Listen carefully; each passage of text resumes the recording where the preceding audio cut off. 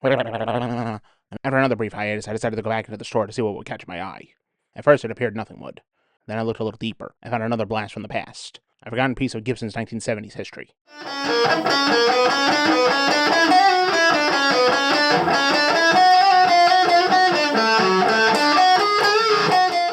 Why was this guitar a treat to find? This little treasure is a 1974 Gibson Lima 6 Sierra, or L6-S guitar.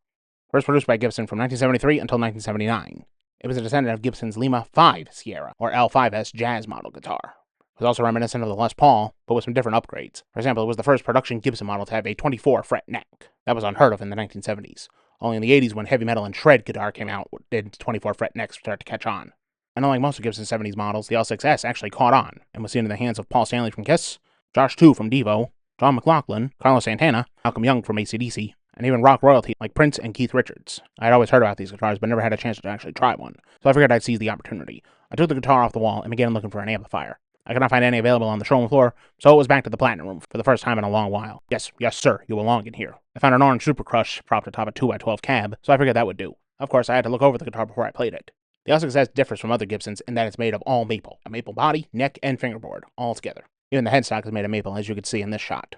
Part of the black silkscreen Gibson logo was fading off, but that's to be expected on a guitar this old, as is the condition of the fingerboard. It was pretty disgusting, but nothing I'm not accustomed to. Something I'm definitely not accustomed to, however, are these old rusty strings. Oh dear. Am I going to need a tetanus shot after this? I thought to myself. I sure hope not. Apart from the aforementioned 24-fret neck, the L6-S is also known for its Bill Lawrence-designed Super Bucker hum canceller pickups, often referred to as tarbacks because of the black epoxy on the back of them to shield them and prevent them from noise. Bill Lawrence himself actually designed these pickups specifically for the L6-S. Some models had a 6-way rotary varitone switch, which allowed for series and parallel and in-phase or out-of-phase zones. This particular L6, however, just had the standard Gibson 3-way toggle switch, along with a master volume and a master tone, not the 2 volumes and master tone like most L6Ss. Purists would prefer a model with the 3 knobs and the varitone switch, but I'm not that picky. I was glad to have a chance at playing a vintage Gibson again. So I plugged in and I set the amp to clean for the arbitrary squeaky clean test. It was when I started playing, however, that I realized something was wrong. It actually seemed a bit high for my taste. I compared the so-called harmonica bridge on the guitar to a nearby Les Paul bridge, and the Les Pauls definitely looked a little bit lower. That had me baffled for a moment. The only reason to raise the action this high would be to play slide guitar, and there were no slides around for me to try. Who in their right mind would crank up the action like this? Oh well, it was what it was. I would have to just make do with it. I would just have to make do. So I started the clean test. Oh, wait. I'm gonna need a strap for this. You want to stand up and rock out, don't you? I ventured back out into the showroom to find a suitable strap. This one'll do. 70s brown to complement 70s blonde. After slinging the L6-S over my shoulder, I got to work riffing.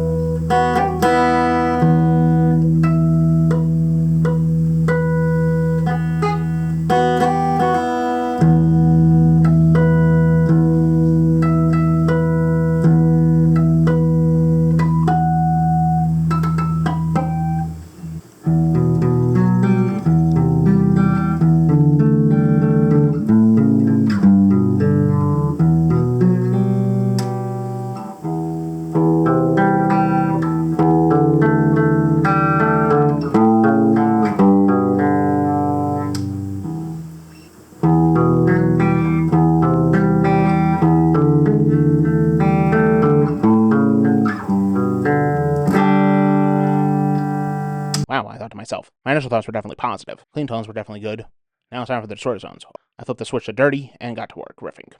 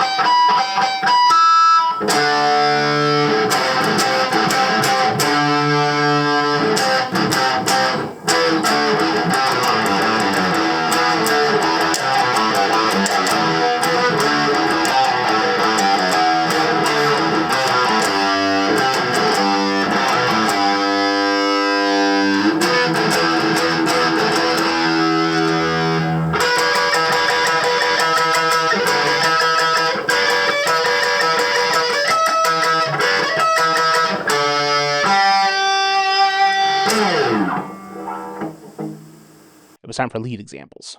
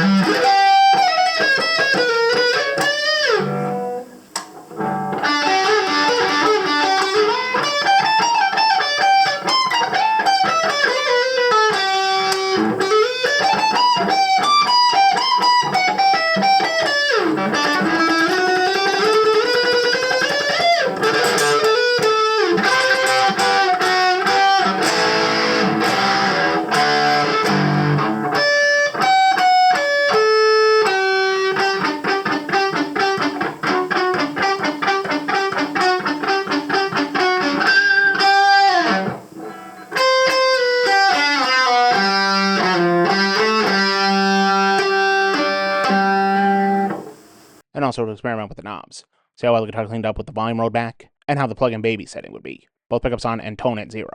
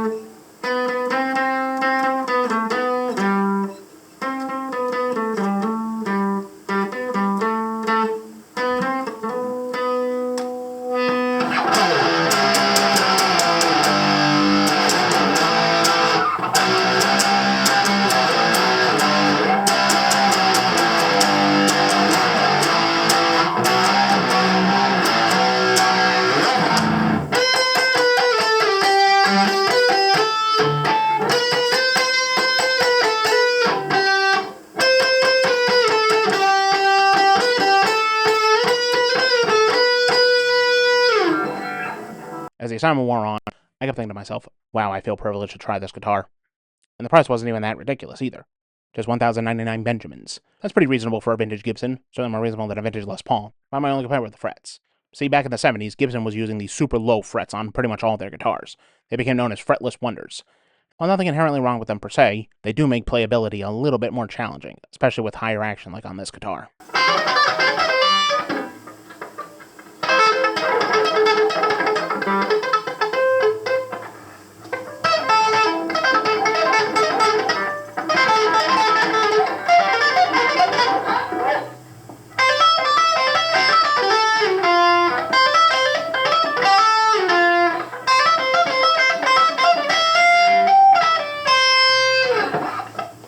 High bends can also be tricky with low frets. And sure, you could have the guitar refretted, but that would devalue it. And why would you want to devalue something as awesome as this? If I can leave you with any advice this week, it would be this.